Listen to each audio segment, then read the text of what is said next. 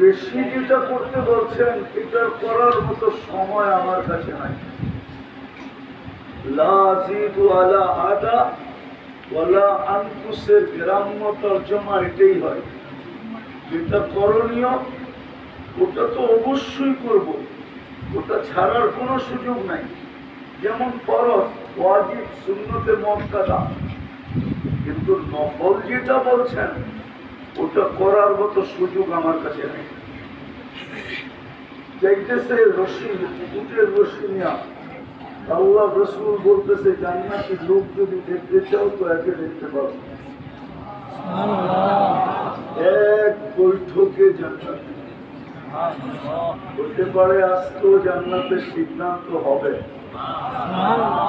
যদি আল্লাহর হুকুম পুরা করি, কিন্তু শয়তান চেষ্টা করবে যেন হট্টগোল হয়, যেন মনোযোগ না দেই, অনেক চেষ্টা করবে।